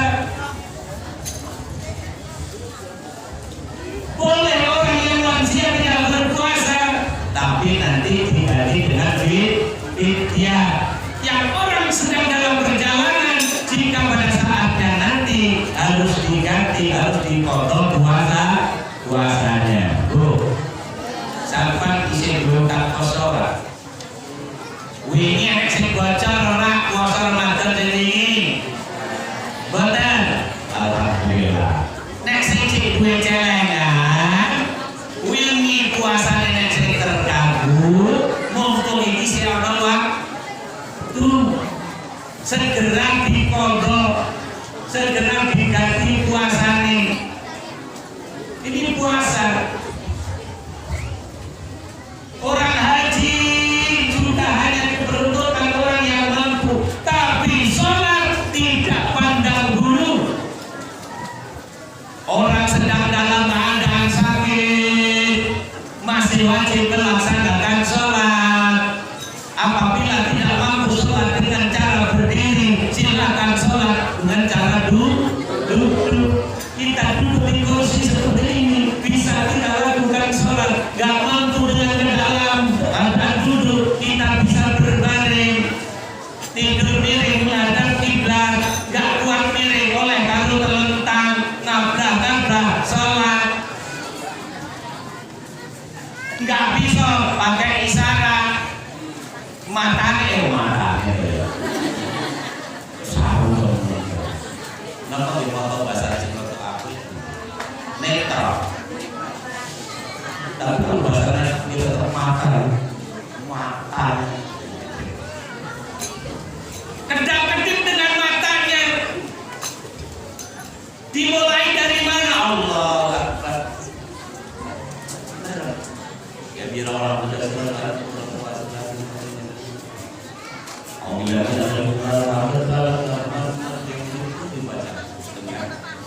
menurutnya kalau masih bisa Roma kalau nggak bisa Roma kami ke ibadah dalam hati mengusur aja kita harus kerja walaupun kami baca surat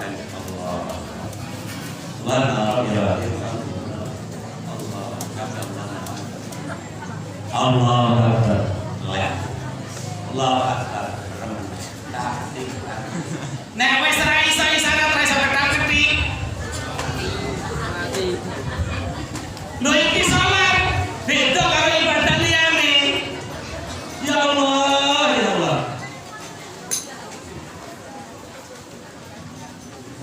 Aku bicara tidak masalah sholat ya Allah. Ini waktunya kalau kita pas jalan kayak kita belum selesai.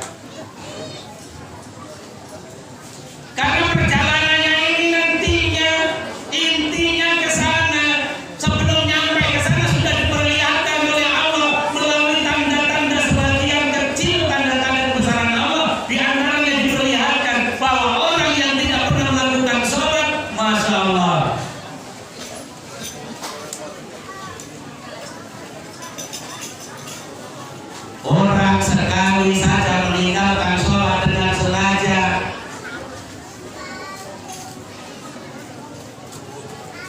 maka tidak diampuni dosanya selama 1 hari. 1 hari di akhirat sama dengan 1000 tahun di dunia. Dengan 1 hari dengan 1 hari. Begitu 1 hari di akhirat itu sama dengan 1000 hari di dunia. Ya Allah, 350 hari kali 1000 akan dipukuli kepalanya, pecah, remuk, retak, hancur, lebur, dan balik lagi, pulih lagi, gabungi lagi, dan seperti itu. Lah terus nek gak pernah sholat terus piye?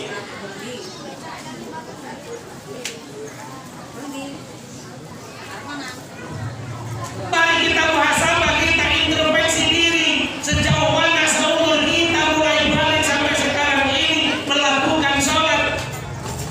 Sudahkah kita setiap hari 5 waktu ini kita jalankan? Lebih-lebih berapa kali kita berjamaah di masjid atau di rumah dengan keluarga? Itulah Bu, sing ngerti sampean dhewe. Yang tahu ibu bapak itulah kapan saya tidak sholat dan berapa kali saya sholat. Orang lain tidak tahu jumlah sholat yang kita lakukan, dan ketika kita sholat pasti kita akan membaca Al-Quran. Kenapa pahala sholat luar biasa? Bahkan nanti yang akan dihisab oleh Allah di yaumil qiyamah, awwalu ma yahsabu abdul yaumil qiyamah di sholat, bahwa nanti amal ibadah kita yang akan dihisab terlebih dahulu adalah sholat 5 waktu. Apabila sholat kita bagus, maka seluruh amalnya akan membawa menjadi amalan yang bagus. Apabila amalan sholat kita tidak diterima jelek, maka seluruh amalnya menjadi jelek. Ini penting, makanya ayo sholat itu jangan ditinggalkan. Yang belum bisa segera belajar, yang banyak melakukan kesalahan segera bertaubat kepada Allah. Insya Allah bagi kita yang sungguh-sungguh bertaubat kepada Allah akan diampuni dosanya, akan diberi rahmat oleh Allah Subhanahu wa taala. Ibarat dosa kita saku mai bumi saku reping langit. Kalau Allah memberikan rahmat kepada kita, akan habis dosa itu. Maka yang selalu kita mohon kepada Allah adalah rahmat-Nya. Kalau Allah merahmati kepada kita semua, insya Allah dosa-dosa kita akan dihapus, akan diampuni oleh Allah Subhanahu wa ta'ala. Jadi yang berlumuran dosa, termasuk kayak saya ini, jangan takut untuk bertaubat, jangan takut untuk mendekatkan diri kepada Allah. Terlepas diterima atau tidaknya kita tidak tahu. Yang penting setiap hari kita sudah melaksanakan perintah-perintah Allah, walaupun hanya dengan waktu yang 5 menit tiap waktu.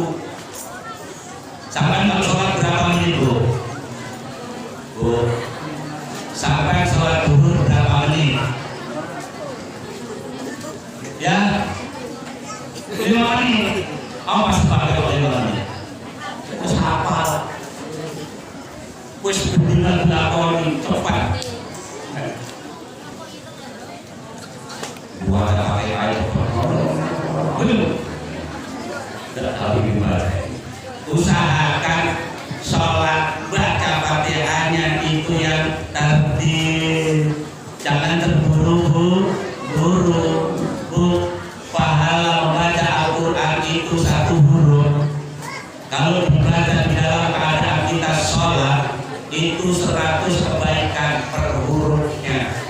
Sampai rata-rata kalau sholat 5 waktu setelah baca suratul Fatihah, membaca suratnya surat apa? Apa? Surat pendek.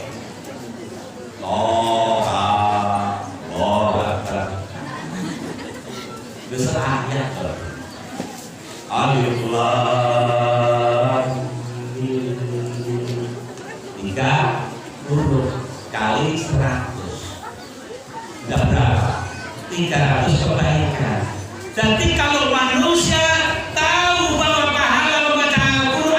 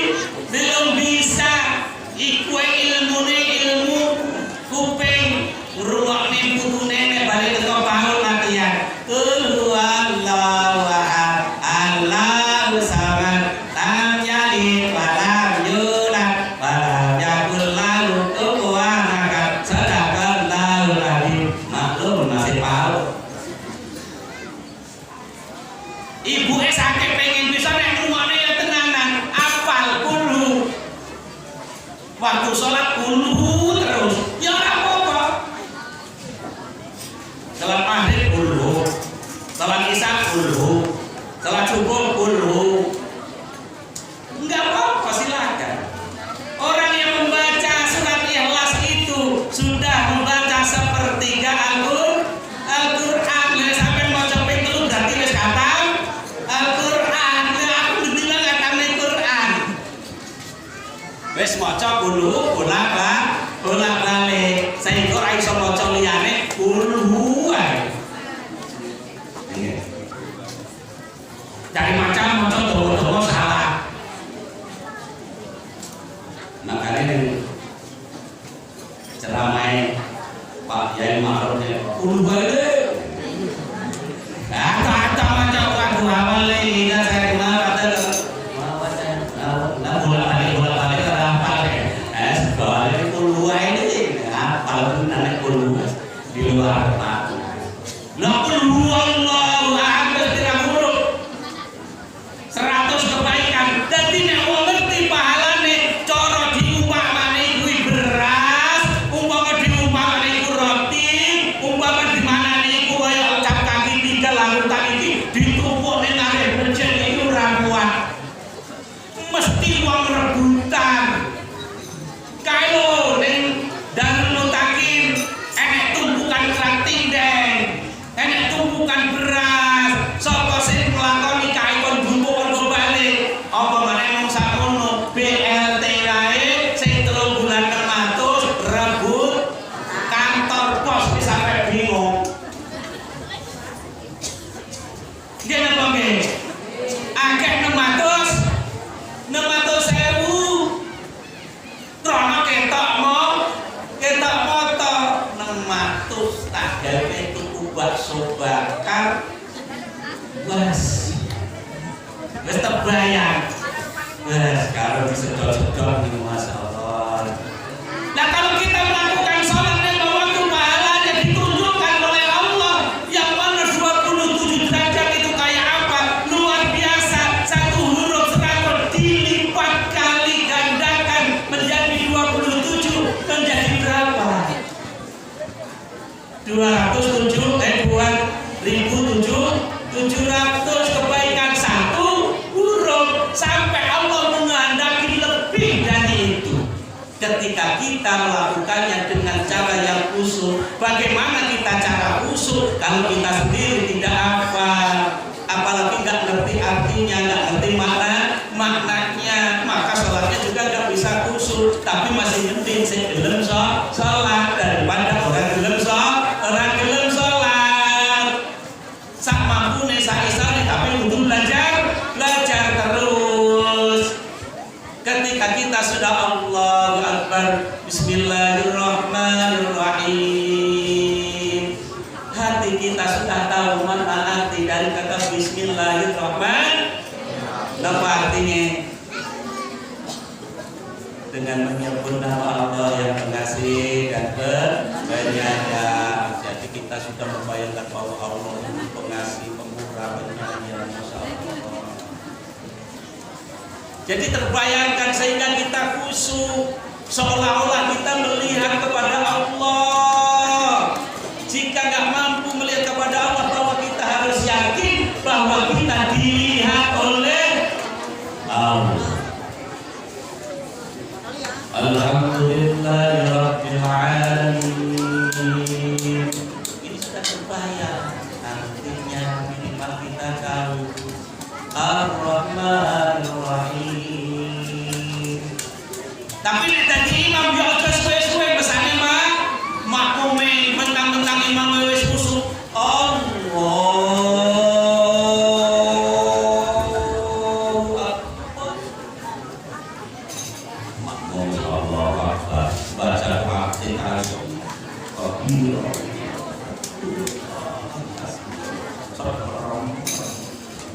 Saking khusyuk makmume gelisah.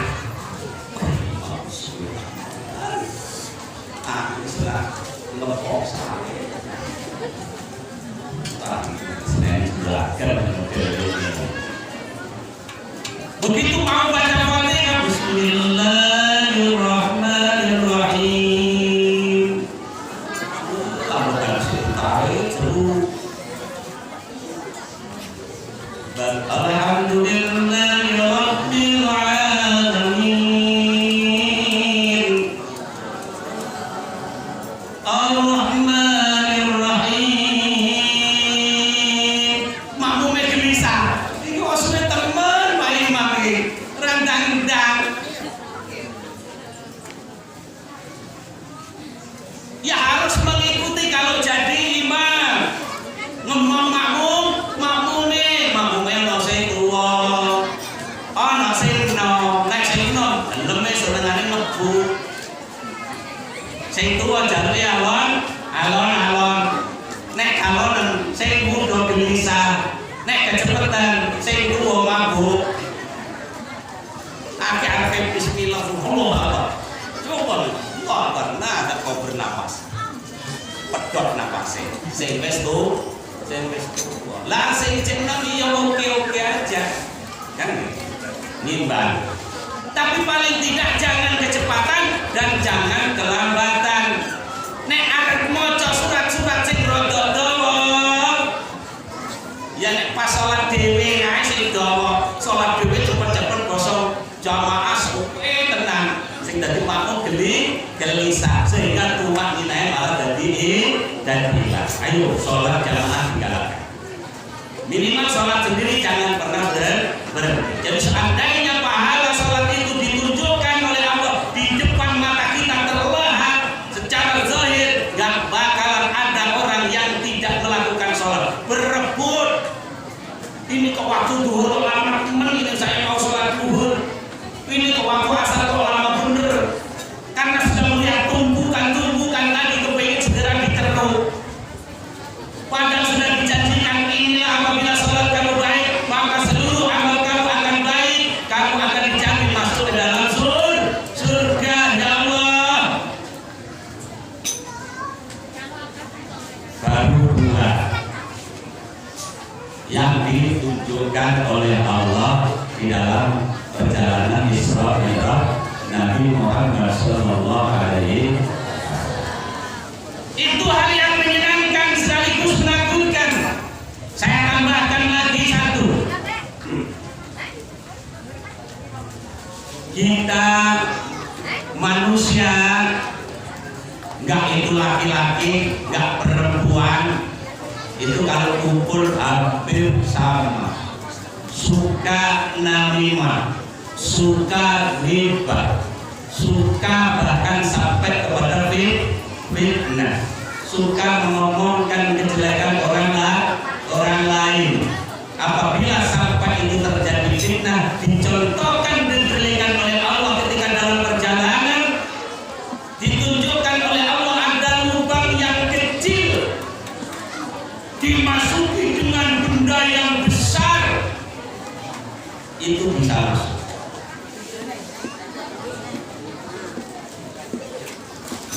Lubang yang kecil dimasukin keluar dari mulut sampai ke mulut bawah sebesar unta keluar, dari pikir sebesar unta keluar, sehingga Nabi sudah bingung kok bisa seperti itu.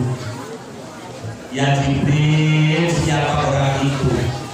Orang yang selalu memfitnah orang lain, karena al-fitnah itu asal minal, bahwa fitnah itu lebih kejam daripada pembunuhan. Kelihatannya kecil, cuma omongan satu kata. Ibu-ibu lagi nongkrong di MPR, ngobrol dengan tetangganya, ngomongkan orang lain. Tuh, yuk lihat itu, kayaknya si Anu itu nggak beres. Nah, kata nggak beres ini jadi panjang. Apabila yang dimaksud itu tidak benar, maka akan timbul jadi fitnah. Saya lihat dari kemarin itu tahu jangan-jangan Dari kata jangan, jangan. Padahal anak gadis itu sedang masuk angin. Nah, kita sudah memponis bahwa itu sudah melakukan sesuatu perbuatan yang timbulnya jadi fit. Padahal omongnya jangan. Lah dari jangan ini timbul hal yang besar ketika diartikan oleh orang lain sampai ke telinga orang lain bahwa si Ayu itu mengatakan bahwa si Anu telah hamil di luar nikah. Berkembang barang ini kan jadi petaka. Kamu saat ini harus hati-hati. Ibu bisa diadukan pencemaran nama baik. Waduh, melanggar pasal sekian dan akan mendapatkan kurungan mineralis. Hati-hati. Ini sudah diperlihatkan oleh Allah di dalam perjalanan Israel dan Nabi. Lubang yang kecil ini akan bisa mengeluarkan sesuatu yang besar karena kata-kata yang diucapkan itu mengandung fitnah.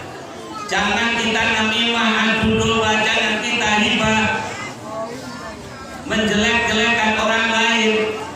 Itu sudah biasa. Kata pepatah, kuman di seberang lautan kelihatan, gajah di lubuk mata tidak nampak. Jadi tenang. Kalau HP di pepet di motor ya rakyat apa tinggi. Rakyat. Udah muas betul kan dulu kayak. Misalnya sehingga kayak tadi.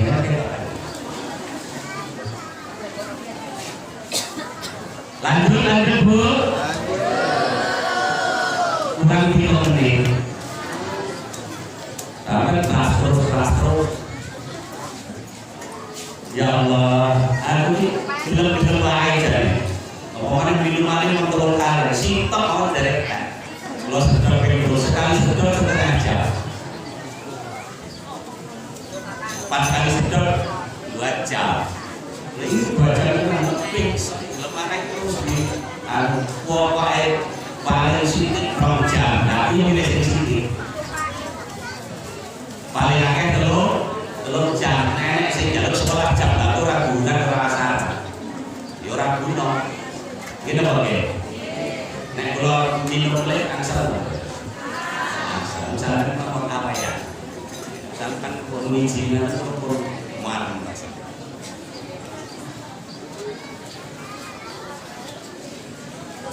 Monggo kemawon pun laku. Gaya ke wong sing kerja keras di bawah terima sudah mulai dah duit dah kesel lagi hubungannya luar biasa. Saya kira 3 itu aja yang saya sampaikan di antara tanda-tanda kebesaran Allah yang ditunjukkan di dalam perjalanannya. Lalu Nabi di dalam perjalanan Isra Mi'rajnya ini sampai ke Sidratul Muntaha itu menghadap kepada Allah Subhanahu wa taala yang pada intinya Nabi itu diberi perintah sholat 5 waktu. Maka ketika ketemu dengan menghadap kepada Allah setelah diberikan 5 waktu turun di langit tingkat 6 ketemu dengan Nabi Musa alaihissalam. Nabi Musa bertanya, "Ma faradu 'alaika wa 'ala ummatika?" Apa yang dipardukan, yang diperintahkan, yang diwajibkan untuk Muhammad dan kepada umatmu? Khamsina salatan. 50 waktu.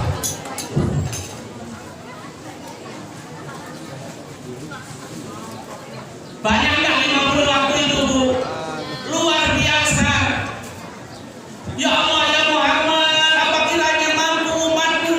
Pengalamanku Bani Israel saja tidak mampu untuk melaksanakan ibadah sebanyak itu. Apalagi umatmu kerdil, cili-cili, kecil, gak bakalan mampu. Farji ila rabbika ya Muhammad, balik meneh ngadep Tuhanmu.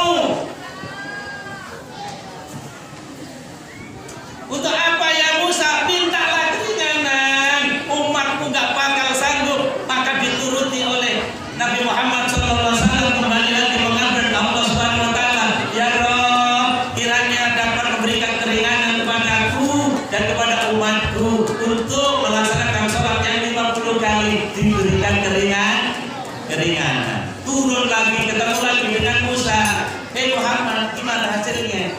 Alhamdulillah ya Musa, dikurangi 5, ijik nek 45. Balik meneh ora kuat umatku. Balik meneh. Piye amat kurangi meneh 5, setiap naik kurangi 5, berarti 9 kali naik 40, 45, 45 wis dikurangi kali 5 waktu. Nabi Musa masih menganjurkan farji ila rabbika ya Muhammad, balik kamu dengan Tuhanmu, mintalah keringanan lagi ya Muhammad. Setelah Musa aku capek mondar mandir isin, wis dikurangi 5. Dan kok nek dikurangi meneh aku berarti gak oleh apa-apa. Enteng.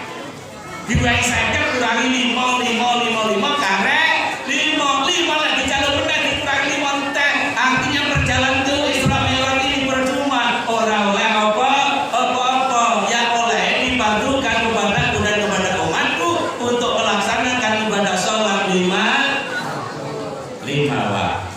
Ternyata saat ini kita merasakan apa yang menjadi salah Nabi Musa yang salah. Ternyata 5 waktu bisa jujur jawab ya. 5 waktu sampai kolor. 5 waktu pol nambah badan.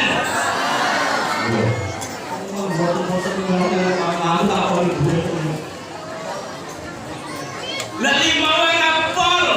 Abang bener Nabi Musa ini kon jalur keringanan itu benar ya Allah. Ternyata umatku 5 waktu seurutku kuat. Soalnya penyakitnya kapan teko waktuku umat. Subuh tanggal jam 7. Dia apa ya? Si dokter orang sholat subuh kira 10. Ini penyakit bagi kita umat Islam itu. Sudah ngerti bahayanya kita sholat kayak itu. Terus kalau kita sholat pahalanya yang jauh besar itu ya Allah, kenapa masih banyak warga muslim, umat muslim, muslimat tidak mau melaksanakan sholat 5 waktu karena dianggapnya enteng. Rata-rata umat muslim ini yang awam masih berpatokan. Pak Ustadz kan pernah ngomong, barang siapa seumur hidupnya sudah mengucapkan 2 kalimat syahadat, asyhadu an la ilaha illallah wa asyhadu anna Muhammadar Rasulullah, pasti nanti akan masuk.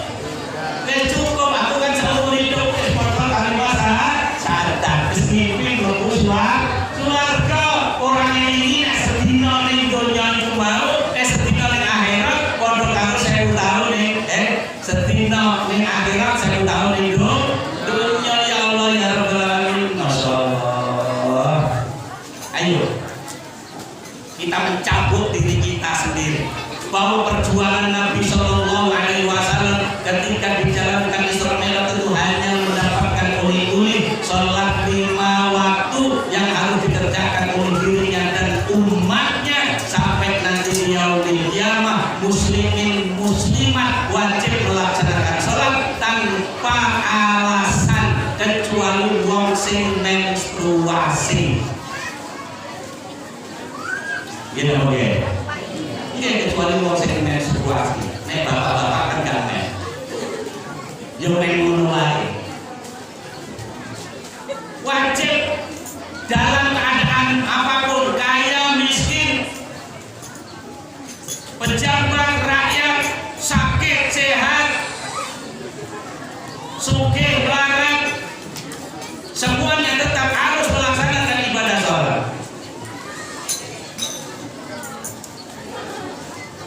Ini walaupun berat tetap harus kita laksanakan. Beratnya kenapa?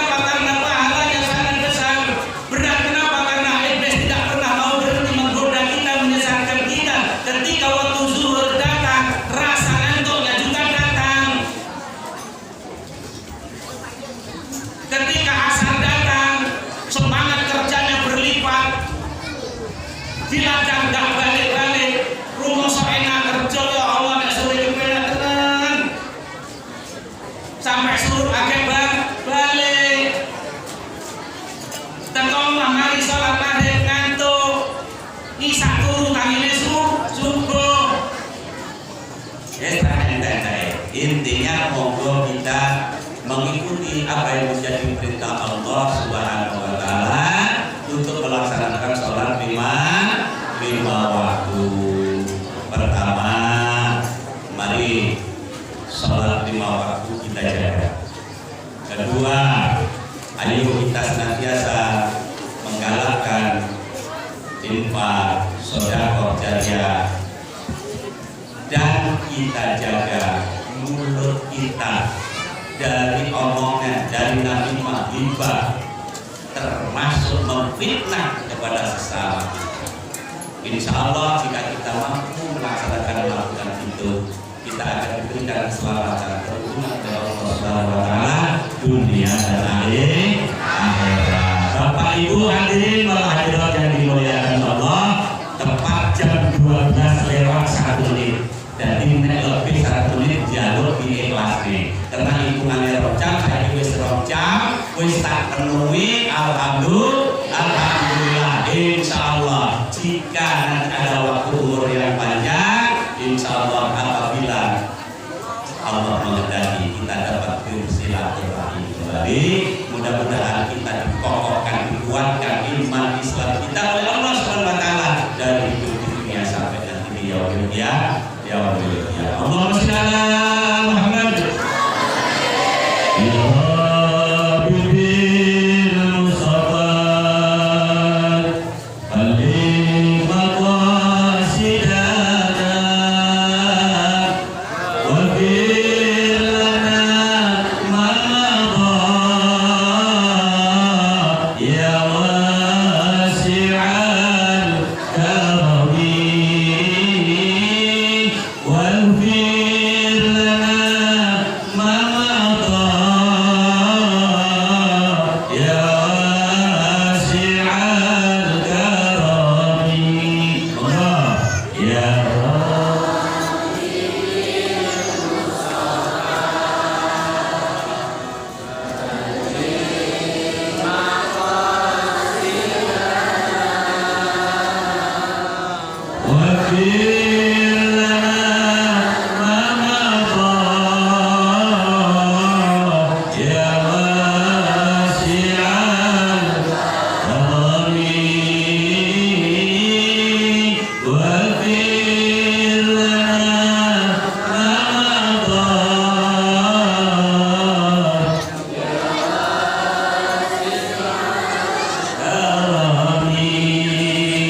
مولاي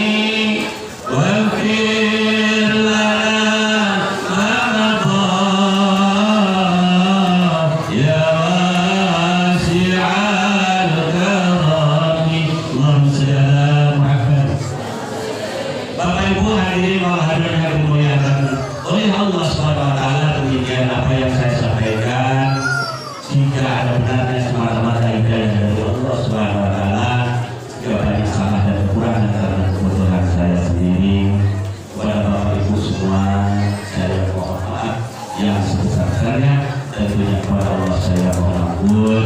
Wallahu muwaffiq ila aqwamit thoriq. Billahi taufiq wal hidayah wal inayah wal 'afwu minkum. Wassalamu alaikum warahmatullahi